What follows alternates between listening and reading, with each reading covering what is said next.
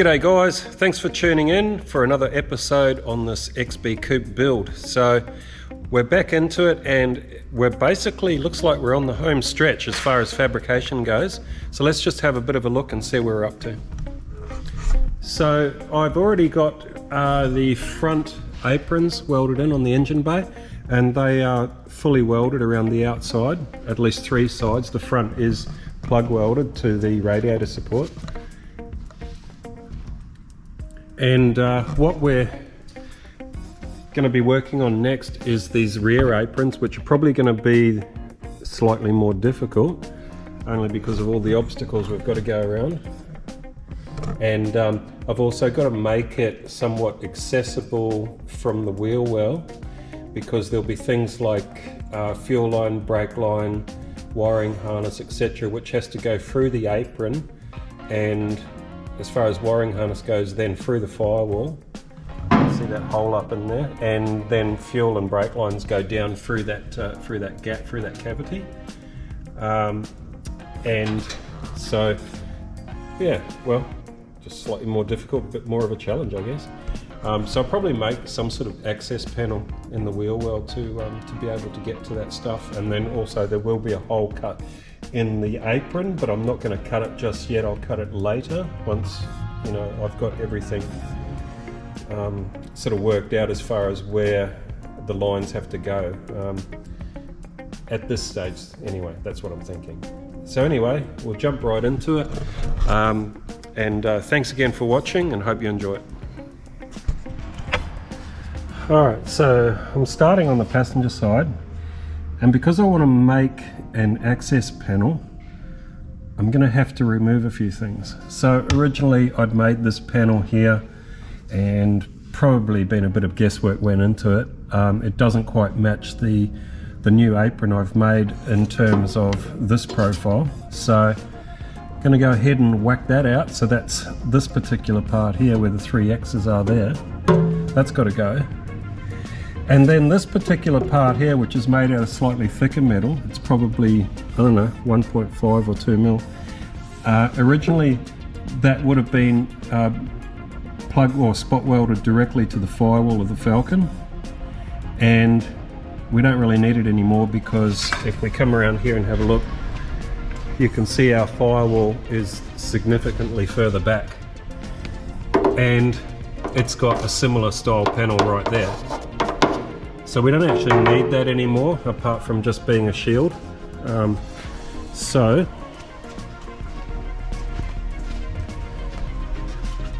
what I'm going to do is I'm going to lower it down. I'm going to take this piece out, which is 70 mil. I'm going to take that out, and then I'm going to take this little piece from the top and bring it down and just match that. So the reason I'm keeping it is just because of those, you know, those little shapes there from bead rolling. So that's gonna cut along that line. That top piece is going to come down, match that piece. It's going to get welded across, and by doing that, it's going to give me extra room to make a removable panel, if that makes any sense at all. And hopefully I remember which lines to cut on. Yeah, that's always an issue.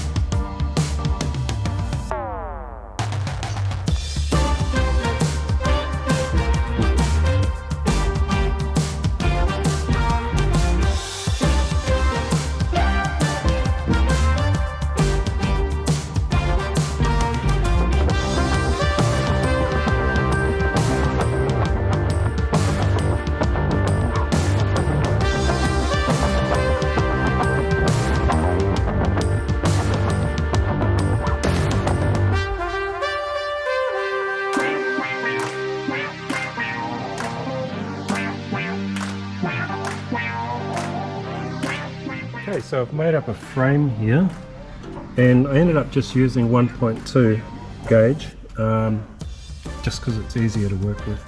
I didn't see any reason to use the 2 mil, so now that's made up. I've gone ahead and I've cut out a removable panel, and I'm going to have a go at putting a bead on it just to give it a bit of character. So we'll go and see how successful we are with that. So I'll go ahead and put this in the bead roller and see how we go. They are quite tight radiuses, but as usual I remain naively optimistic that it'll work out, so hopefully it does.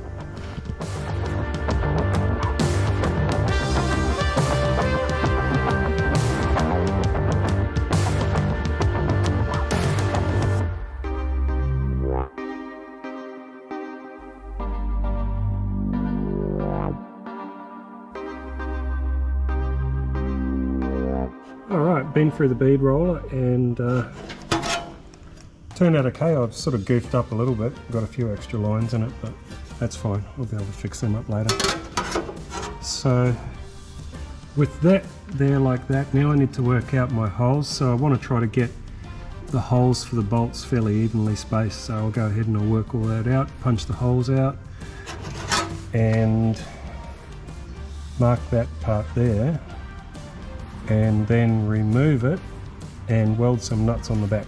Yep, sounds like a plan. Alright, so I've gone ahead, punched out the holes, probably punched too many actually, but anyway, that's cool. At least we know it's not going to come off. And I've gone ahead and finished the rest of the frame. So I've got some nuts welded in the back there. They're not nutserts, they're actual nuts that I've welded on the back. I've gone ahead and made that upper piece, which I've got to tell you, was like doing macrame with steel. It was, anyway, that's all done, and I made a little panel which has a twist in it. Oh, which way does that go? Like that. So that'll go up in there like that. Why does it have a twist? Well, I wanted to follow the line that I'd already pressed into the apron. So what I'll do is I'll go ahead, I'll put the apron on, and then we'll screw these into position. You can see what I'm talking about. All right, and there you have it. So I've gone ahead and screwed them all up using these Torx style Allen key head, dome Allen key head, whatever type thing. Well, it's not really Allen key, is it? It's Torx. Is it Torx? Yeah. So yeah, I've got those on there with a small brass washer. It obviously could have got away with a lot less bolts. I just wanted to overcompensate. I'm not sure, I just wanted it to seal, you know, because it's got to be completely watertight. So yeah, that's about it. So I think we'll call that done for now. This apron's got to be welded in obviously, but we'll leave that for now and we'll jump over to the driver's side, because I'm going to have a whole different kettle of fish on the driver's side, because over there I've got an actual, I've got to put a, what do you call it? ABS, an ABS system in. Is it? I don't know. It's a unit, it's a box type thing that does stuff for brakes. Anyway, it's got to go in over there, as well as do all of this type of stuff, as well as create access for the wiring loom and all that. So I'll jump onto that next. I'll quickly fab up a frame. We'll just kind of like scoot through that, and then we'll come back to you once that's all done.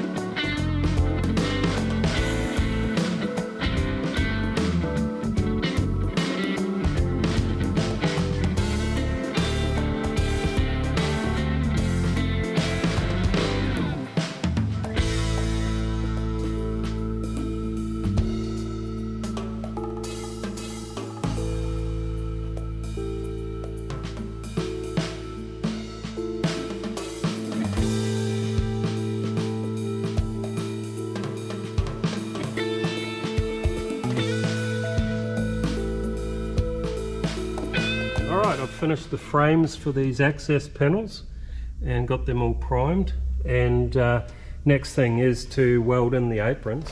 Alright, if I've learned anything about welding, working with metal and whatnot, is how it moves when you weld it. So what I think I'll do, I'll grab my access panels, I'll go ahead and I'll bolt them both in, put all the bolts in, get it all bolted up nice and secure, and that way I know that the panel's going to go back on once I've done the aprons. So I'll go ahead and do that and we'll come back to you after.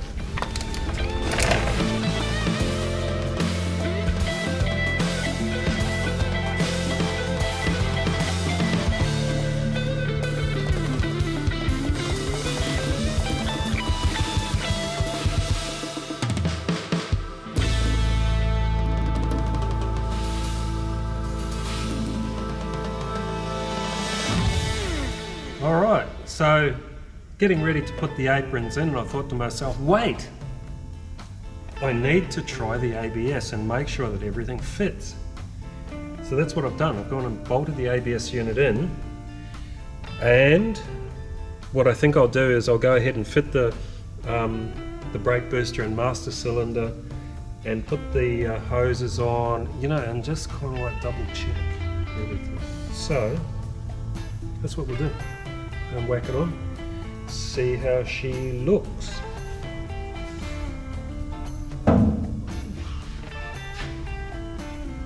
Somehow I think, I've got the feeling that I'm going to be better off, once the apron's in, having these hoses bolted to the ABS when I fit the ABS and sort of thread it up through there, and then these hoses come out the hole, and then I can just bolt them to that. Because I think that this is going to be a little bit difficult bolting these to the ABS once everything's in. But we shall see.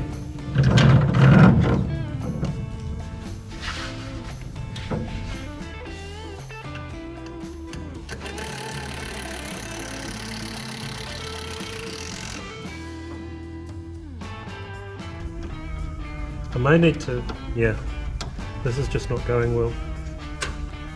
It doesn't want to play, does it? Alright, I'll sort this out and we'll come back to it.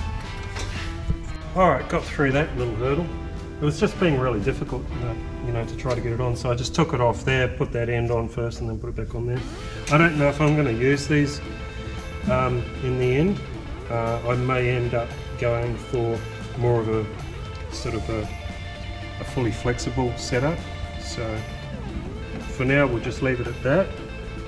And we'll see if we can get this apron in with all that jazz on there. So part of the reason I wanted to do this was to just make sure I had the ABS in the correct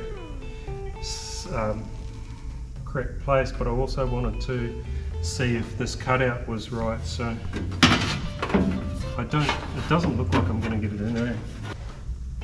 That's not going to go in there. What a pain in the you know. So, having done all that, I think, you know, I may have actually originally planned for this ABS to be a little higher up, hence the cutout being higher up above these hoses, but to me it's in the right place now. So I'm going to have to just figure it out.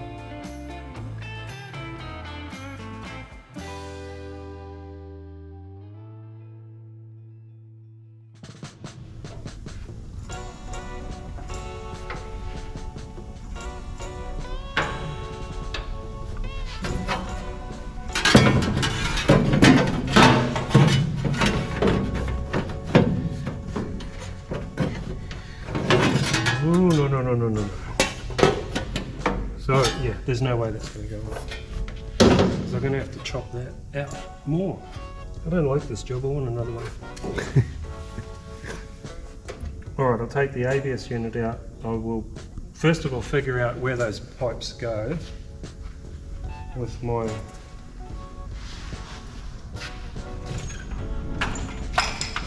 little friend, the ruler.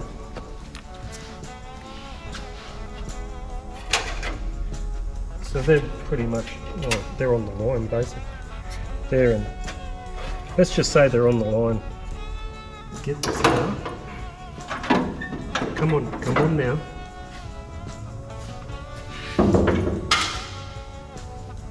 Put this in. And then find the line. Where is the line? One of us isn't thinking. Well, why don't you mark the top of the apron, take it off, and then measure down? So you can measure from the top of the apron down. I was going to do that in the first place, but Did you have to get fancy with the verticalipers? I hate to look like I knew what I was doing by using an impressive word, an impressive tool called a vernier. Like, you know, all top scientists use verniers. All right. You'd never think I'd built this car, eh? I need to go back to bed. I didn't get enough sleep last night. Alright, so I was gonna...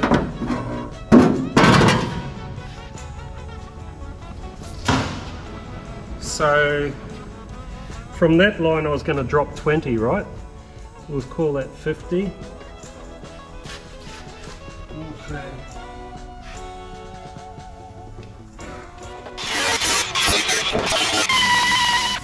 So if that's there like that, it should allow... It's not going to stay like this. Don't panic, alright? Don't kind of like get in the comments section, but you know, it's not going to stay like this.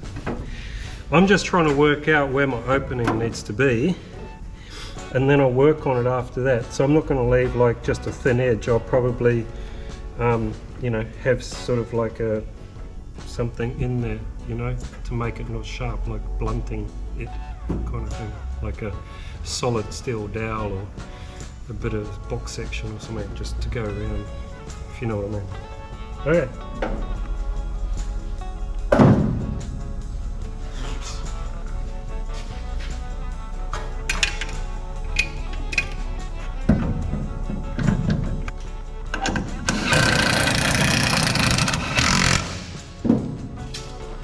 Is it going to work?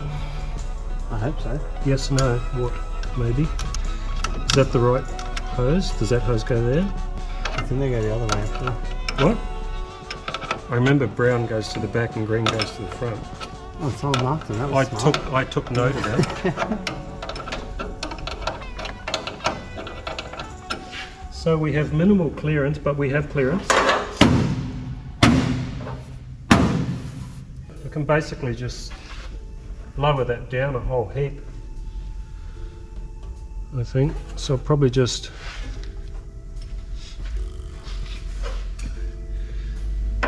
lower the gap on that down.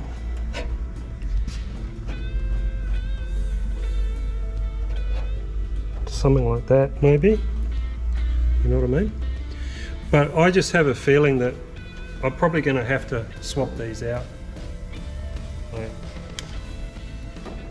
these hoses here, and go for a I was down at NZ hoses the other day and we were talking about brake lines and stuff, and they were showing me all the different choices, and they had these nice ultra flexible smooth finish type brake lines, and I think that's what we might have to go for, is something like that. You know, we could still retain part of these, I guess, but what I'm thinking is, you know, just to come out, something like that, but then from there, or at least from here in, to be a lot more flexible, so that I can get this thing in and out with a bit more ease. So, yeah. Anyway, I've got a lot more figuring before I go ahead and completely weld these up, so I think we might just leave it there and we'll come back to it in another video. Yeah, that's what we'll do. We'll round it off. So thanks for watching, guys, and we'll catch you in the next one, alright?